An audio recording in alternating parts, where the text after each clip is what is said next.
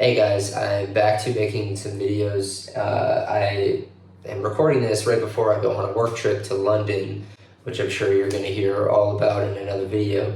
And I'm also moving apartments, and I'm actually in my new apartment right now. I figured I would do something a little bit different just while I have a chance. I got some downtime, and I also kind of need a break from moving things up to a fourth floor walk up. So I had to put some records away, and I thought, why not sit down and talk about them? I know it's not really what the channel's about, but we can get to know each other. I can talk to you about some records that I have. I have this whole collection here, and they all gotta go inside of this bin right here.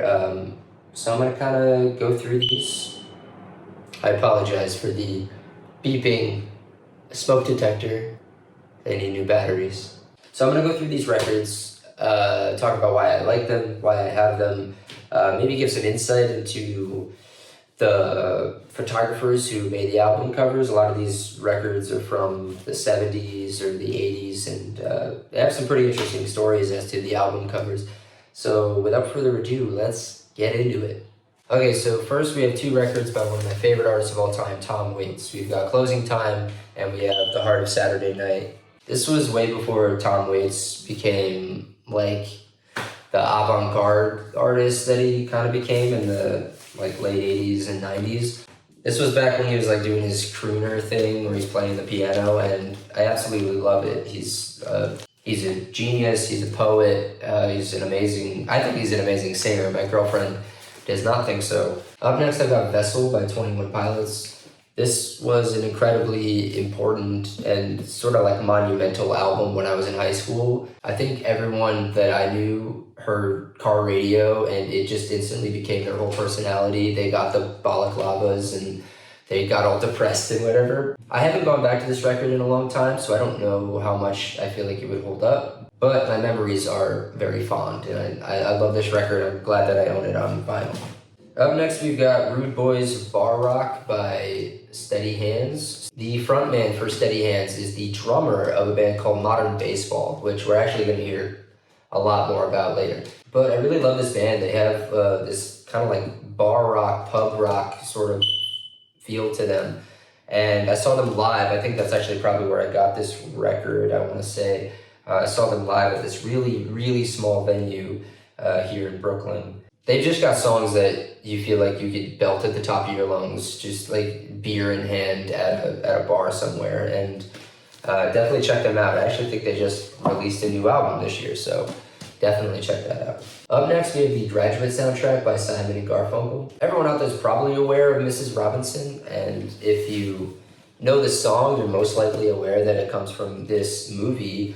Quick thing I'll say, I don't really have much to say about the record. I mean, Simon and Garfunkel are like well-established and well-respected artists, and this, I mean, all the songs on this are incredible, but the movie, I will say, is not, I don't want to say it's my favorite movie, probably in like my top 100, but I will go out on a limb and say it's a perfect movie. I think if you're someone who wants to study cinema and wants to study storytelling, like this is a perfect movie to watch from beginning to end. I don't think there's there's not a minute wasted in this movie, and the soundtrack is pretty iconic and great.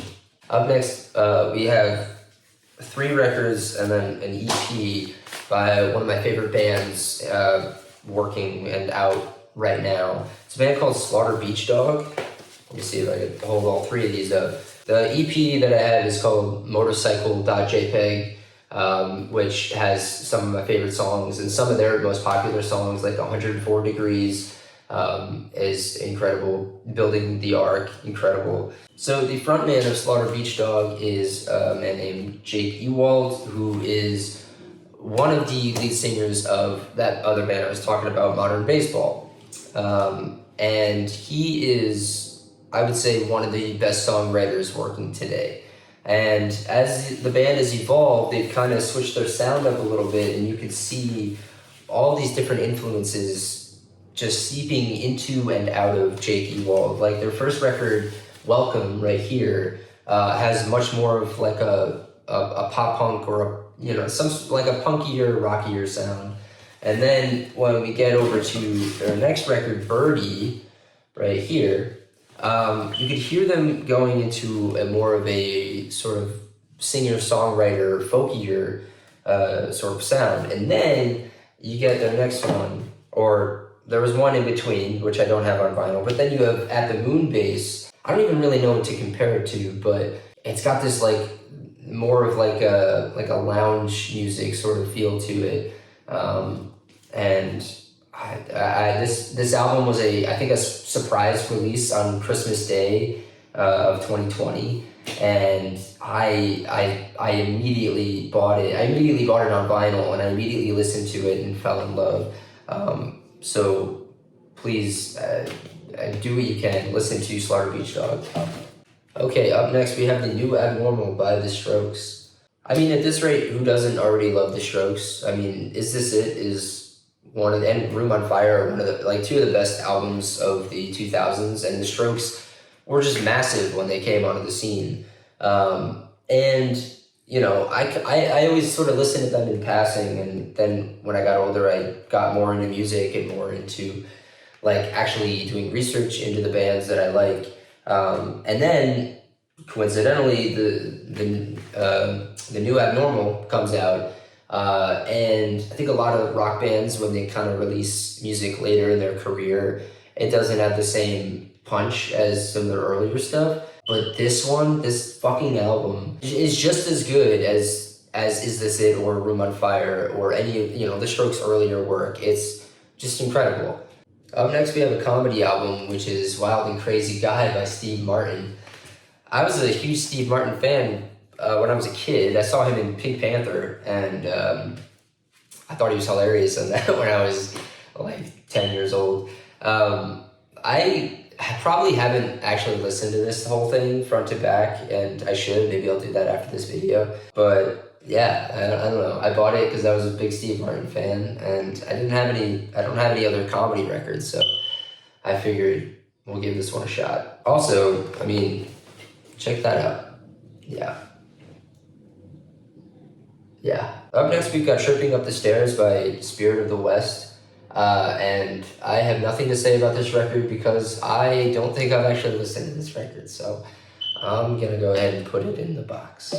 Up next, we've got the soundtrack to The Sting. There's a couple other movie soundtracks in here. I know we already talked about The Graduate. The Sting is an incredible movie. If you haven't seen it, I definitely urge you to check it out. You got Paul Newman and Robert Redford absolutely killing it like they always do. And this one, like The Graduate, when I hear a song from it, I can immediately know that it's from this movie, which is an incredible feat, and it's a reason why they started making albums of movie soundtracks. It's for that reason. All right, up next we've got Rick Springfield, Working Class Dog. I probably only got this record because of my mom. She was a Rick Springfield girl, and it had Jesse's Girl on it, which everyone knows Jesse's Girl. I don't even think I've listened to the rest of this album, but it's worth it for Jesse's Girl alone. Also, look at the album cover. How could you not love this?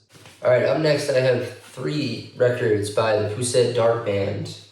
I'm going to focus on this one because this is like one of my favorite album covers of any record that I own. The Poussette Dart Band is this American soft rock group from the 1970s to the early 80s.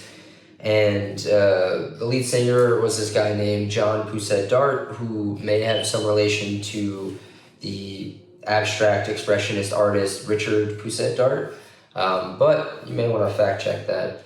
I just love the cover, and I just had to see what this band was about, and their music's pretty solid, honestly. I love discovering good music out of just fun album covers in thrift stores, so I'm glad I picked these ones up. Up next, we have Cosmic Messenger by Jean-Luc Ponty. This is another one that I bought purely because I was just so intrigued by the album art. As you can see there, I knew nothing about Jean-Luc Ponty.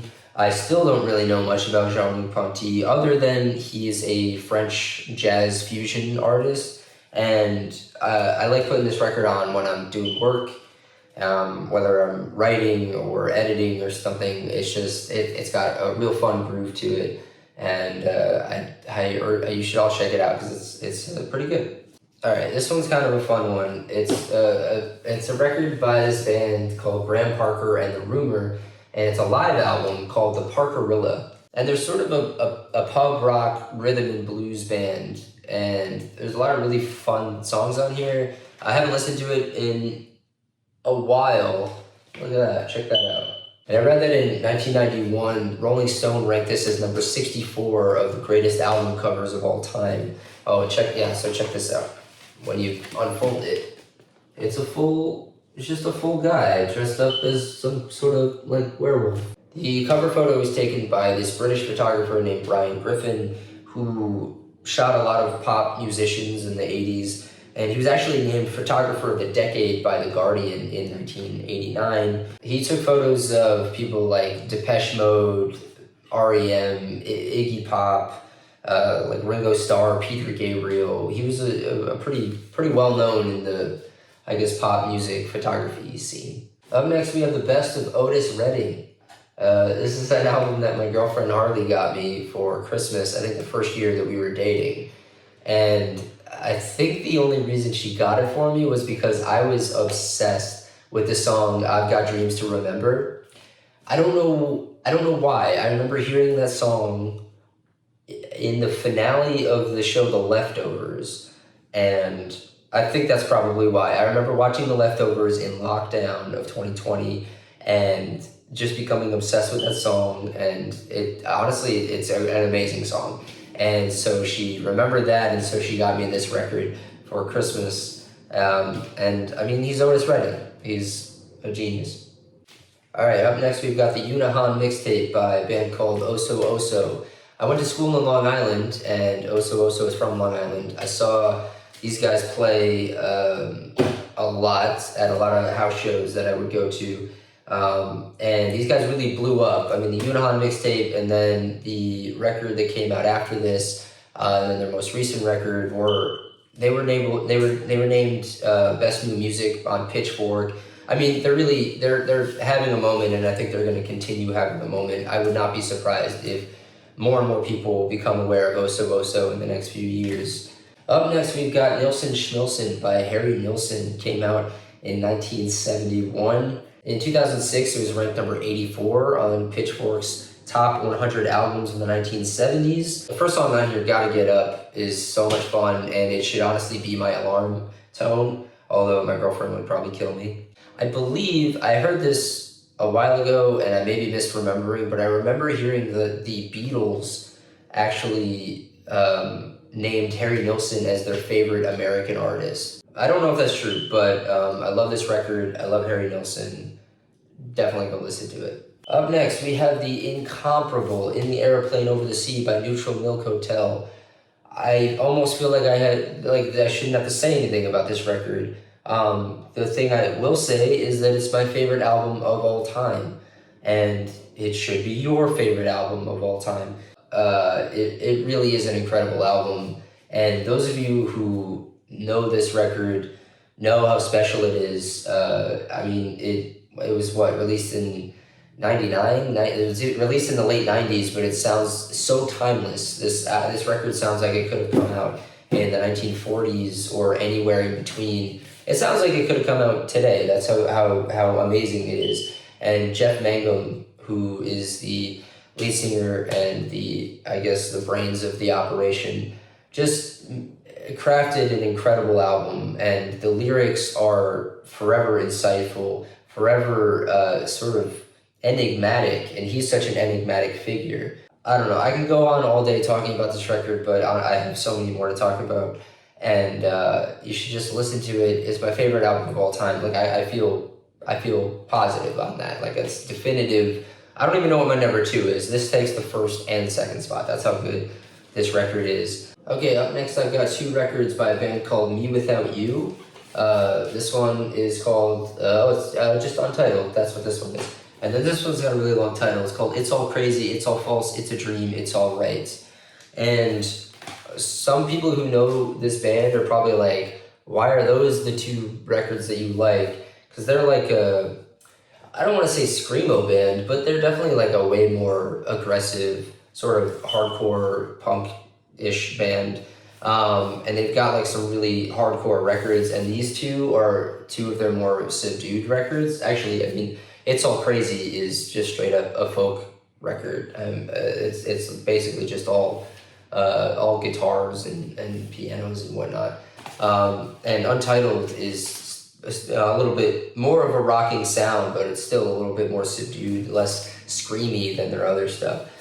And It's All Crazy just has amazing songwriting across the board, and I gotta say, the final song on the album, The King Beetle on a Coconut Estate, is in my top 10 favorite songs of all time. I'll be listening to that song until the end of my life, and I'll be playing it for my children someday. A lot of these songs are based on parables or fables from various religions, and that one in particular is just an incredible song, and it just builds and builds, and then there's this big crescendo, and I just find myself screaming at the top of my lungs. I've never gotten to hear them play that song live, and it is a dream of mine to hear them play it live.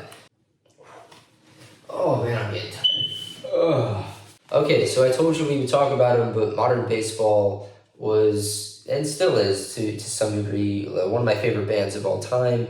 Back in, I want to say 2017, 2018, they announced an indefinite hiatus to focus on the band members' mental health, which is always a great thing. These guys were sort of somewhat credited for this movement, this sort of in the music scene called the emo revival movement, where they were, it was pop punk, but it was sort of emo, and especially like their first record, Sports, it's just songs about like being in college and dating girls and bad breakups, and the lyrics are all just a lot of fun and incredibly catchy. These guys knew how to write hooks.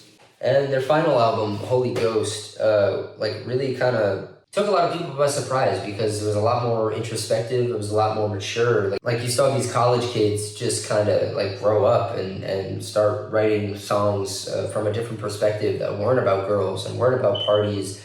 Yeah, I mean, just this band holds an incredibly dear place in my heart, and I want them to come back, but at the same time, I'm also incredibly happy with the work that Jake Ewald is doing with Slaughter Beach Dog, and yeah, I hope everyone in this band is doing well.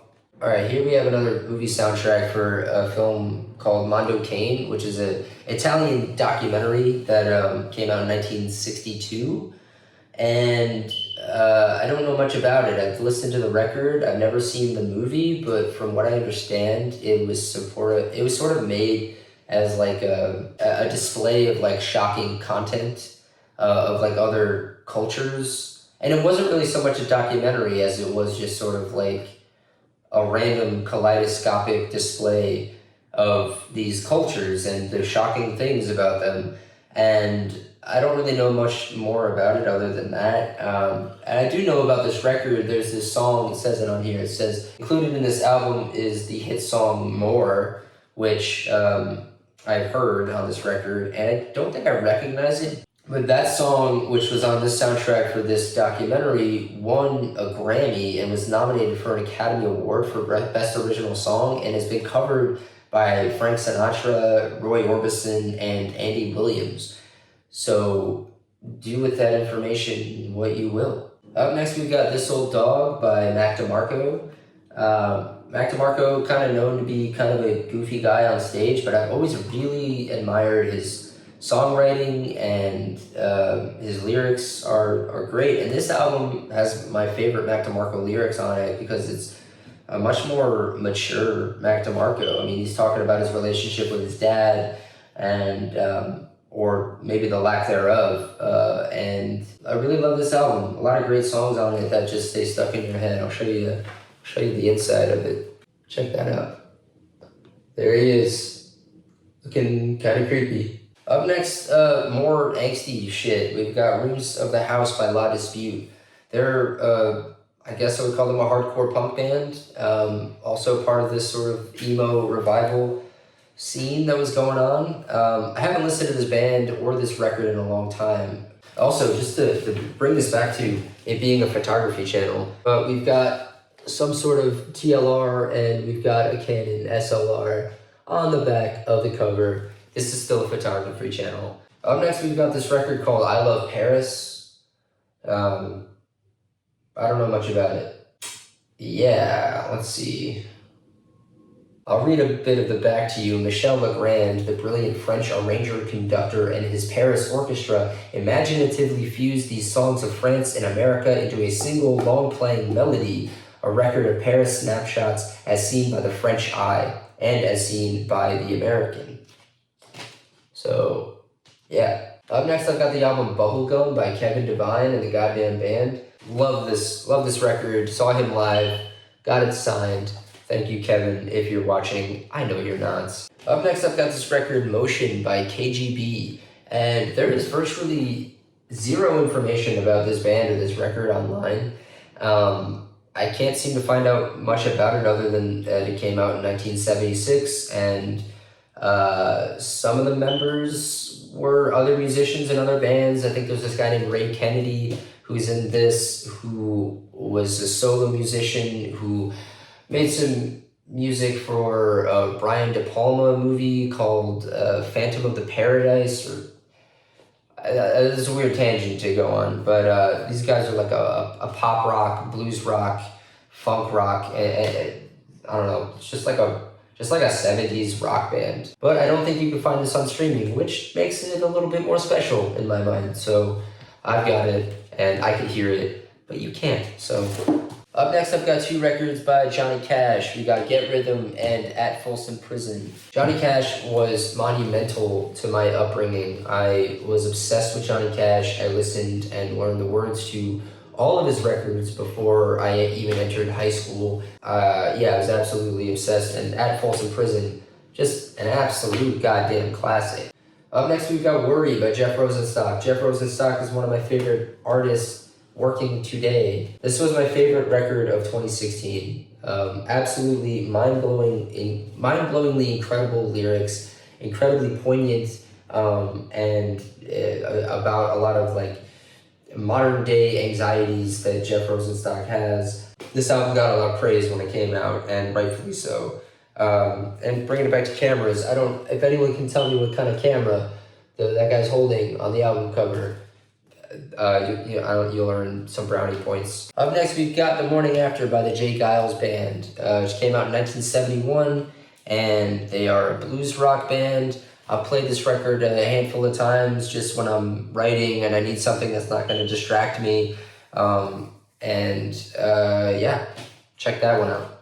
Up next, I've got two records by one of my favorite modern day bands. Idols is their name, and we've got Crawler, which was their most recent record, and we've got Ultra Mono, which came out a few years ago.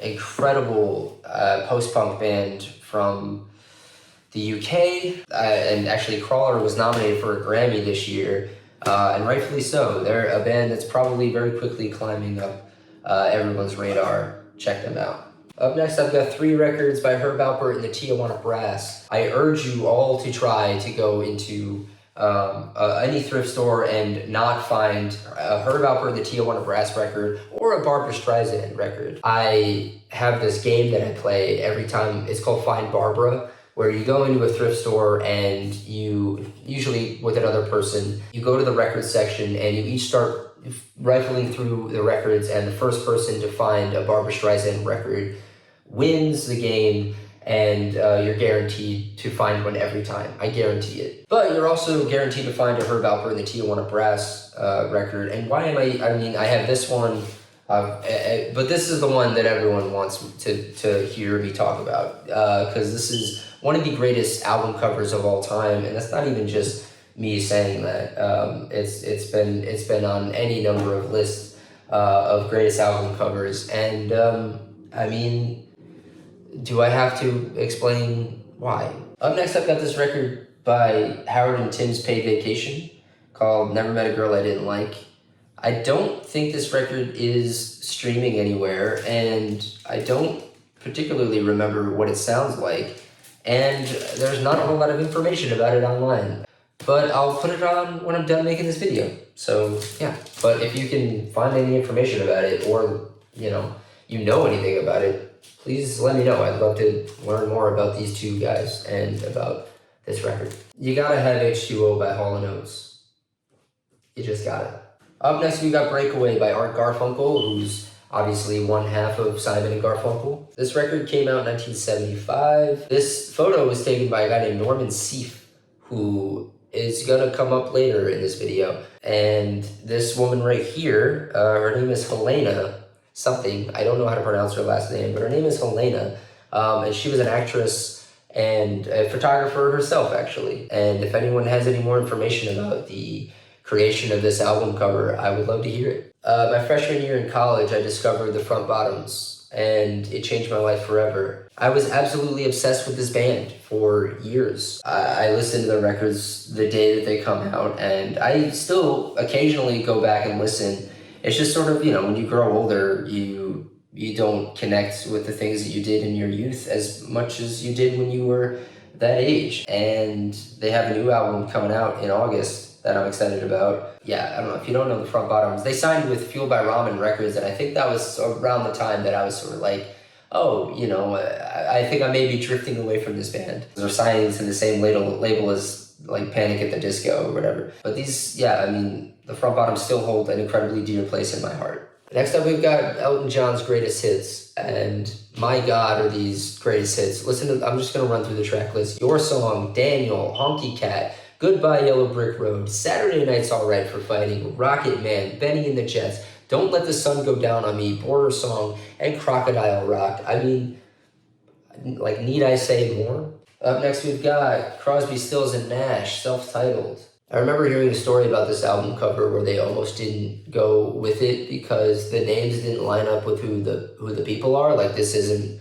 Crosby, Stills, and Nash. And the guy who took the photo was this musician himself, this guy named Henry Diltz. He told the story of they were just like driving around town and they saw this abandoned house with this couch up front and they went to go take the picture. And then there became all this debate over whether or not they would use it as the album cover, and he was sort of like, because they were concerned that their names didn't line up with left to right, who was sitting on the couch. And he was like, wow, why don't we just go take the picture again? And they drove back out to the house, and it wasn't there anymore because it got demolished. So they had to go with this picture. They also considered not calling themselves Crosby, Stills, and Nash. Fun fact, they were going to go with like Stills, Nash, and Crosby or whatever, but they figured Crosby, Stills, and Nash flowed a little bit better. And this is a pretty iconic album cover. And there's also this on the inside.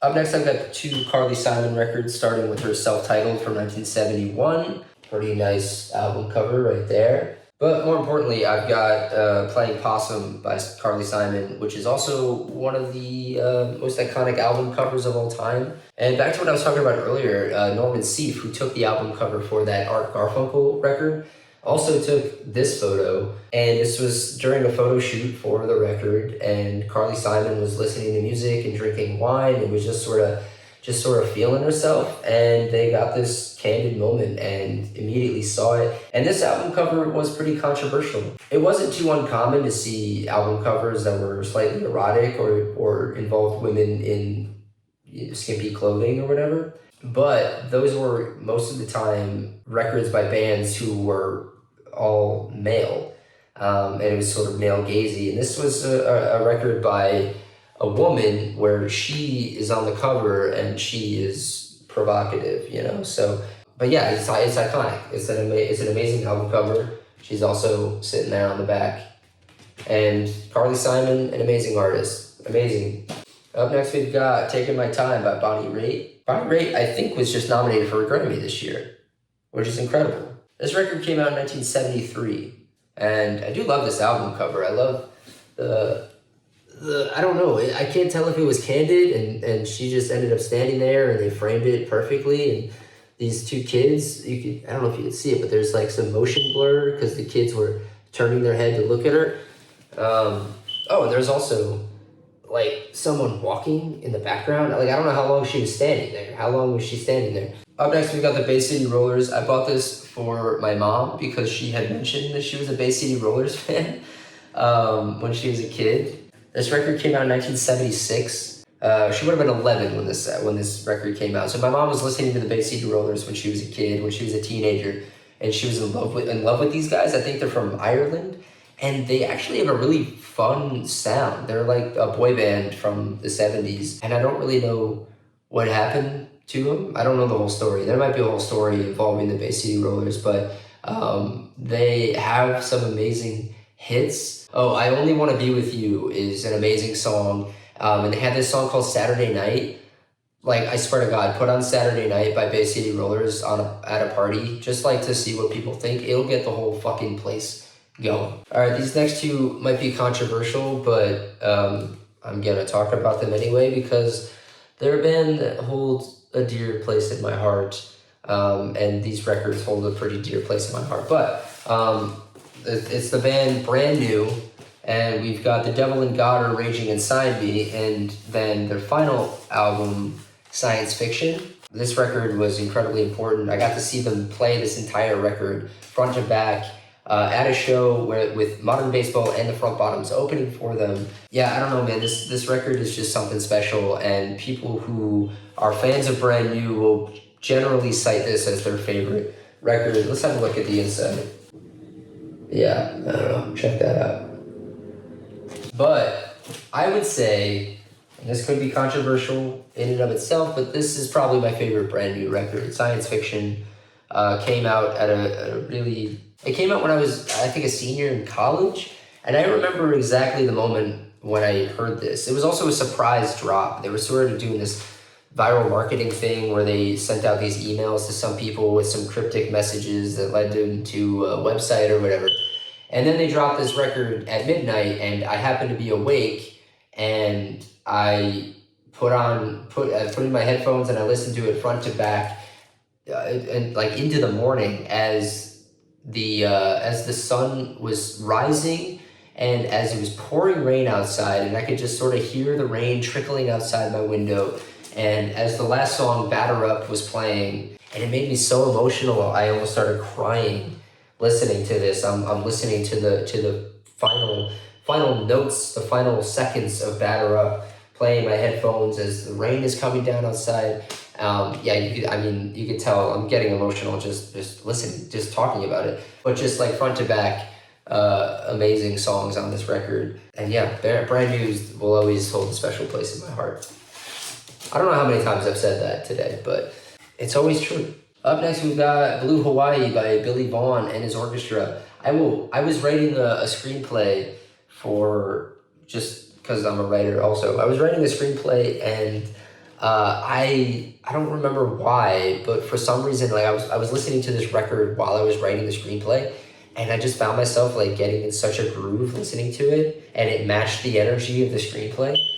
So I started just like actively putting it on to write the screenplay, and I think I wrote it in like a week or something like that. Just like my productivity soared through the roof because of this record. I love the artwork and the design of all of these records from the 70s, especially with these instrumental, like orchestral music.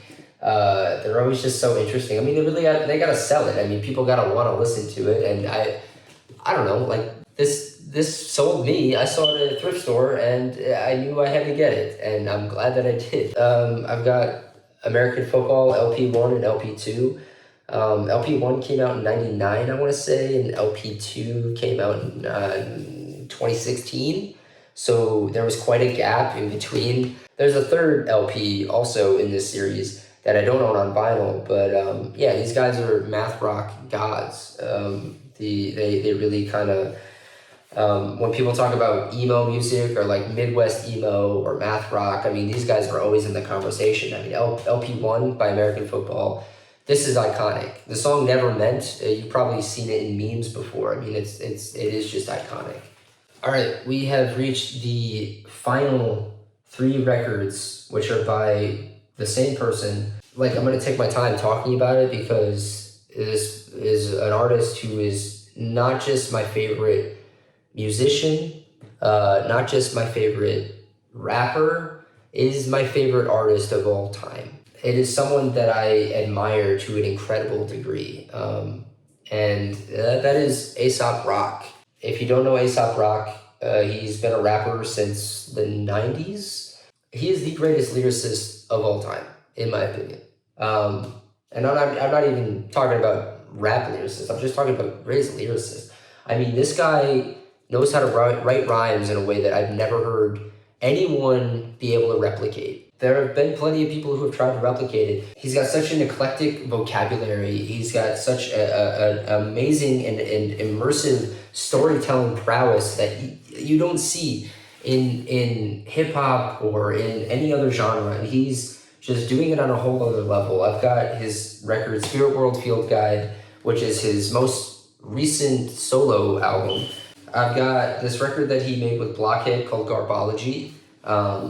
And I've also got The Impossible Kid, which is possibly my favorite Aesop Rock album, but that's like asking who my favorite child is. I can't pick a favorite. They're all incredible, and they're all incredible for their own different reasons. He's such an incredible artist, and he's always got incredible artwork on his albums, because he, I think, was an art major in college. There was this study done, I don't remember how many years ago, I want to say like 2010, 2011, or maybe it was more recent than that, but there was this study done to find out which rappers had the largest or most like diverse vocabulary.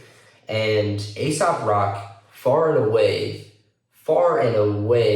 took the lead.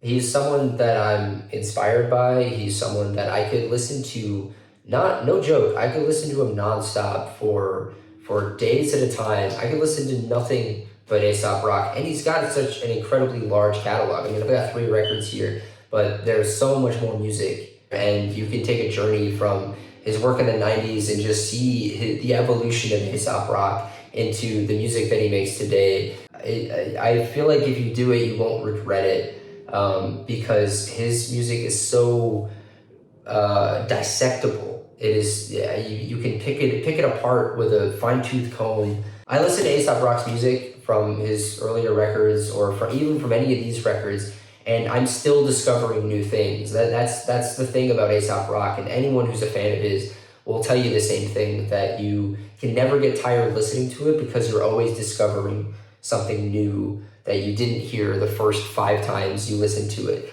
He's just that good. So please do yourself a favor. Listen to Aesop Rock. I beg of you. Okay.